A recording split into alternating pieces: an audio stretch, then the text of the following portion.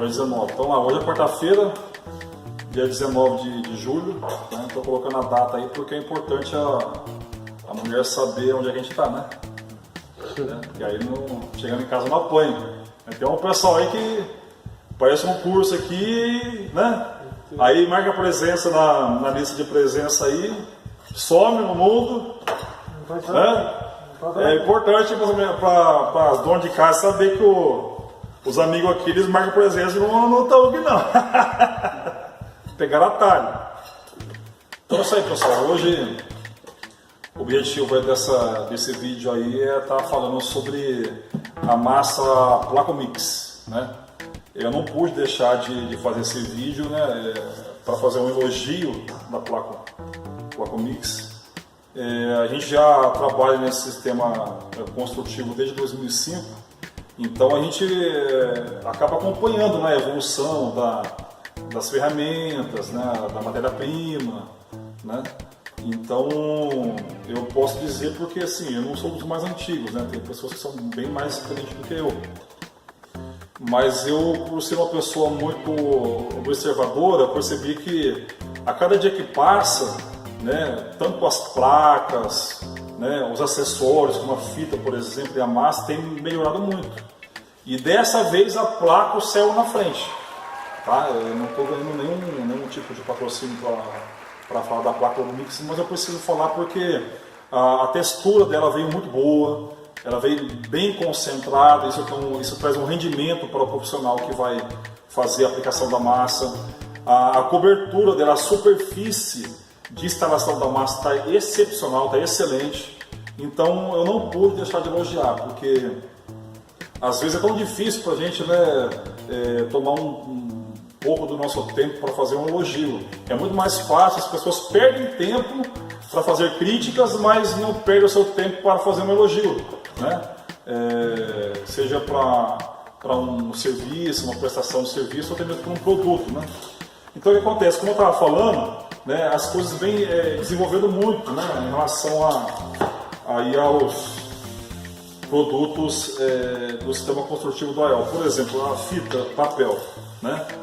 Quando eu comecei, eu não sei se na minha cidade eu não tinha essa fita disponível, né, ou se tinha disponível, mas, né, os fornecedores não tinham disponível nos estoques para a venda.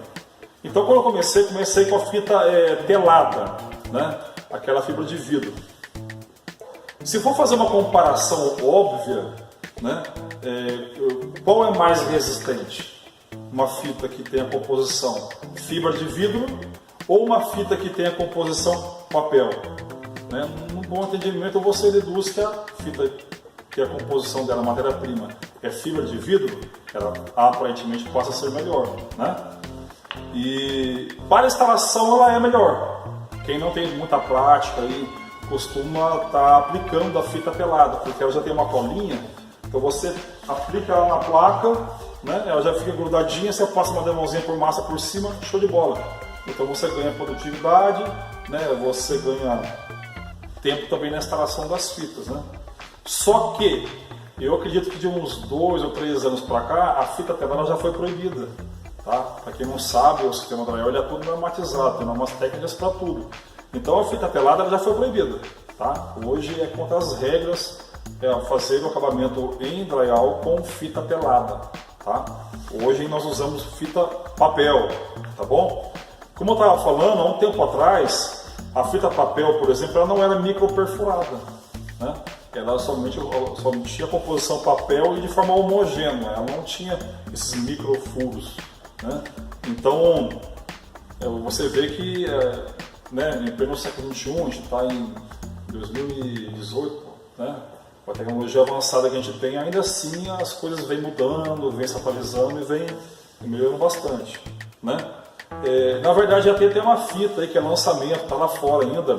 Ela é homogênea como a fita de papel, porém a composição dela é fibra de vidro, entendeu? Por que a fita telada fibra de vidro perde para de papel? Justamente pelas ranhuras que ela tem, aquelas telinhas. Aí quem já é experiente no ramo aí sabe que a superfície que a fita papel nos traz para o acabamento, principalmente na pintura, ela é fora do comum, é excepcional. A telada às vezes fica uns pelinhos de lado assim, quando sai aquele último fio, incomoda um pouco o pintor, tem que trabalhar com um estilete, né?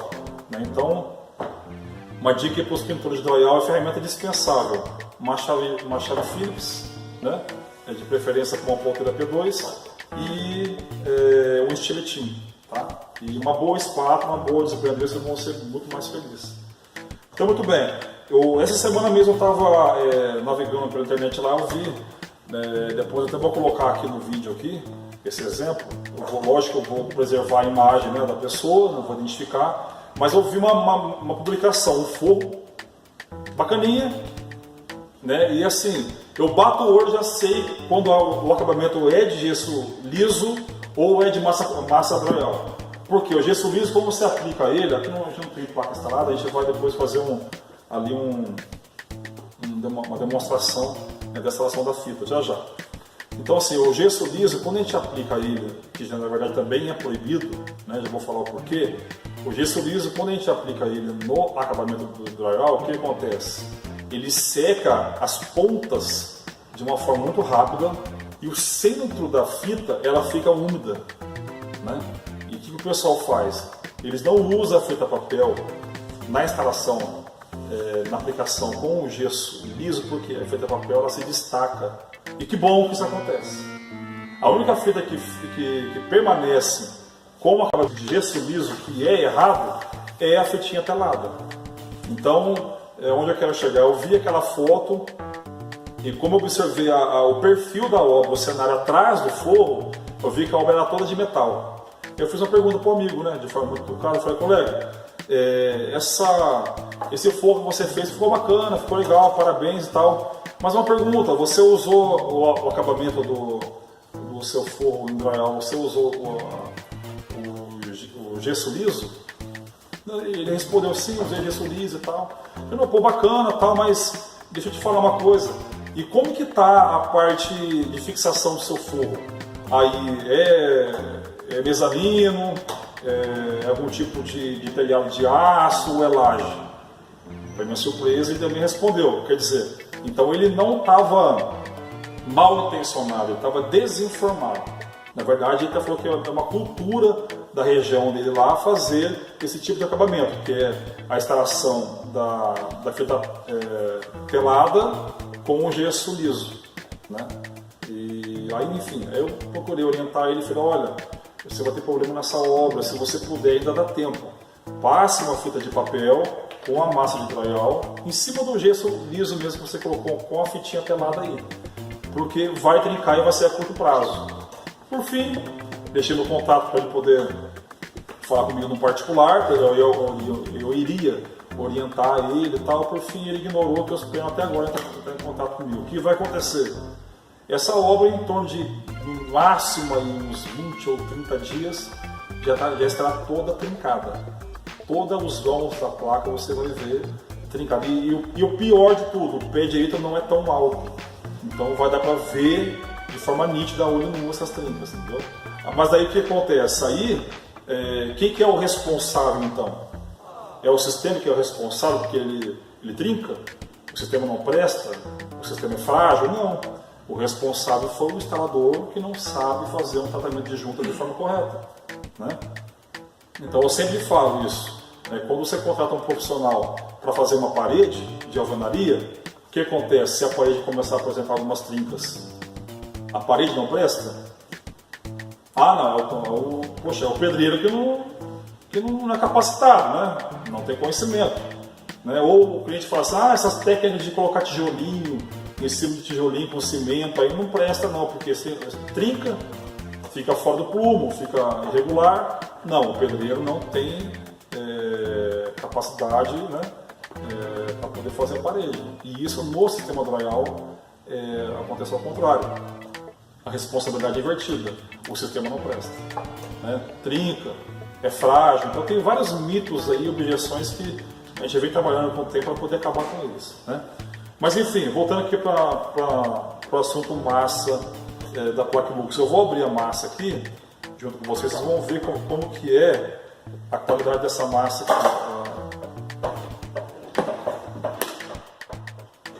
Tanto a parte de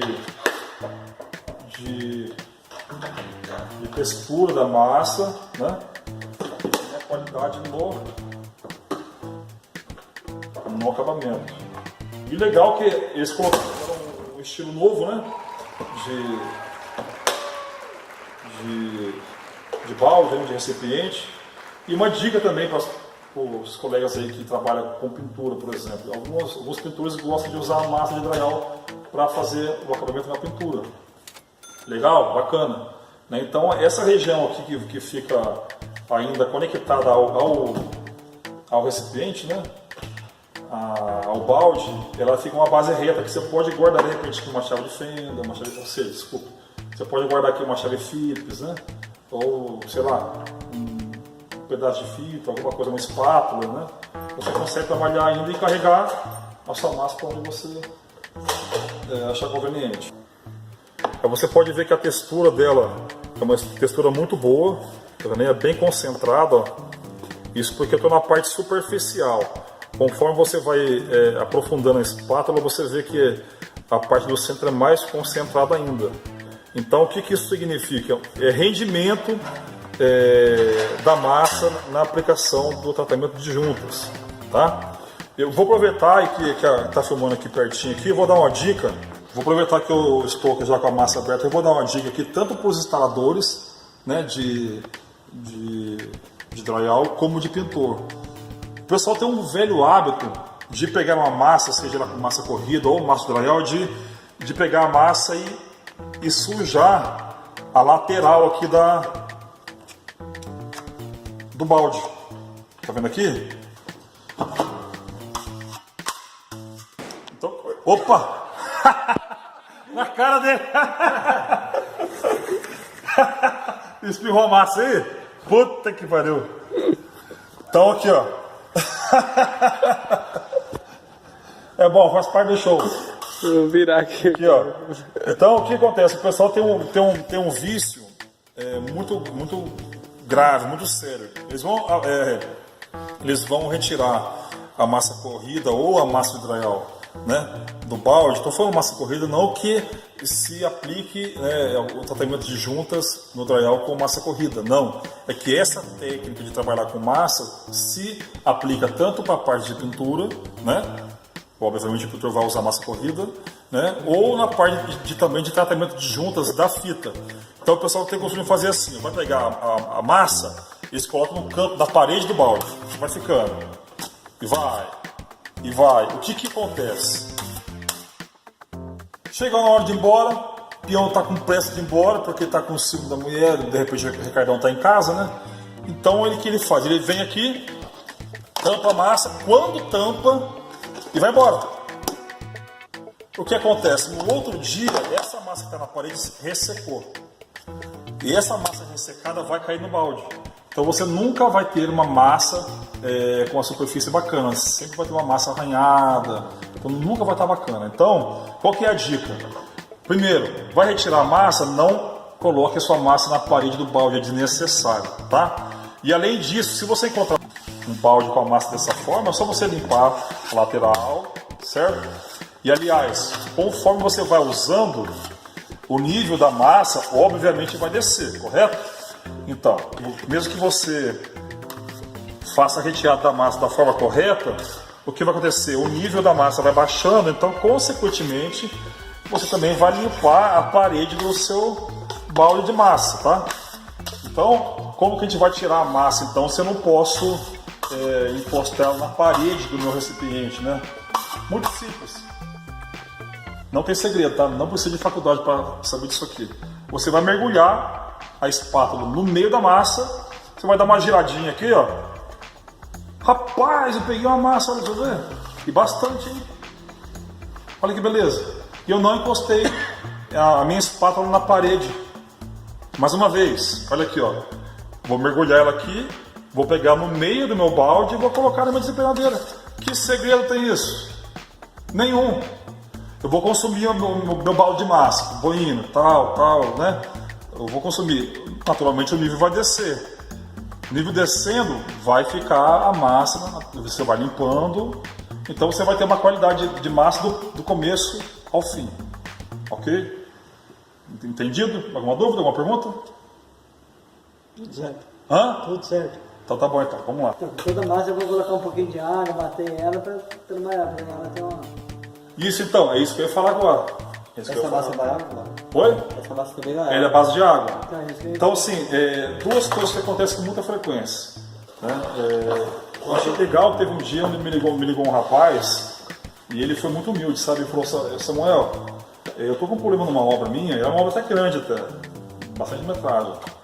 Tô com um problema numa obra minha e, assim, me falaram que você pode me ajudar. Me passaram aí o seu contato.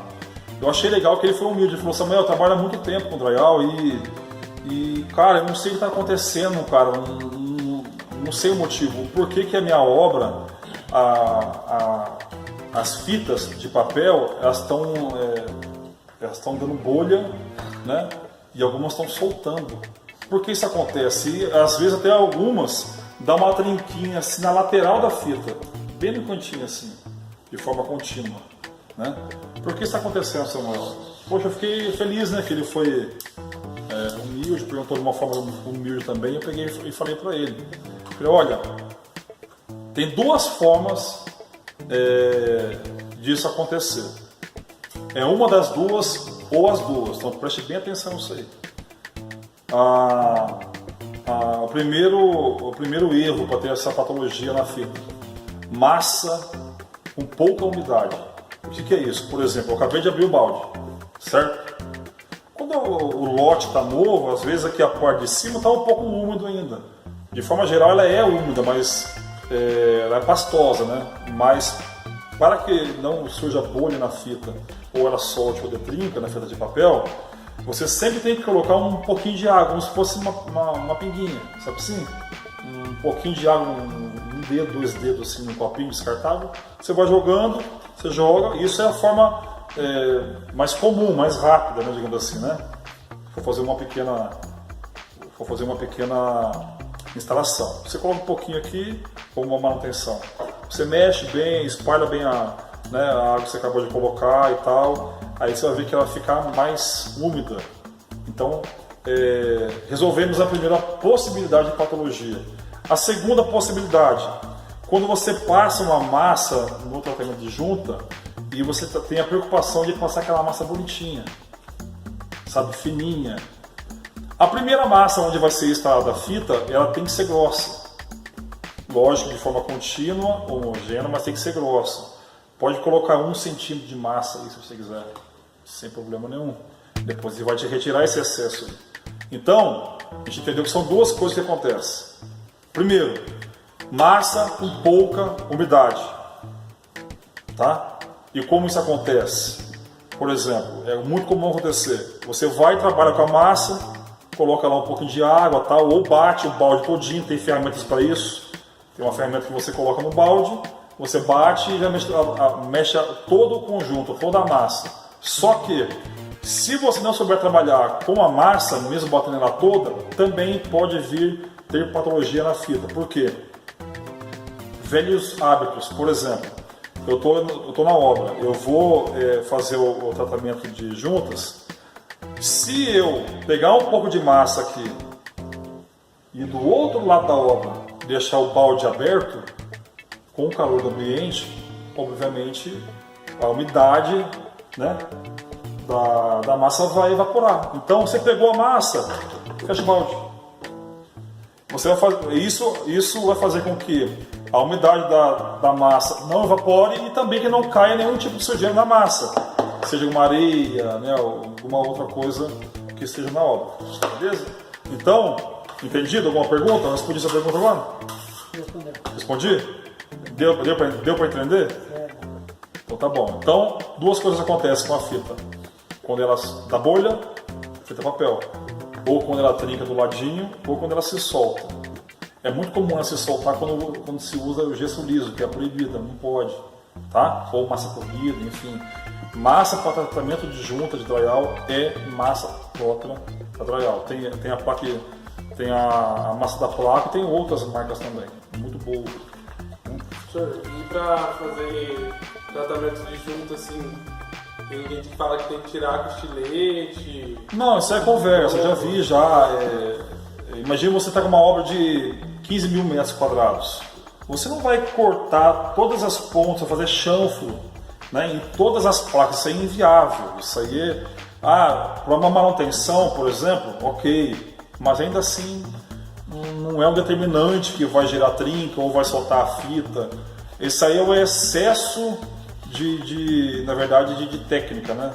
Então, tanto é que até nas normas técnicas dos tratamentos de juntas, né, do drywall não existe essa observação, essa orientação.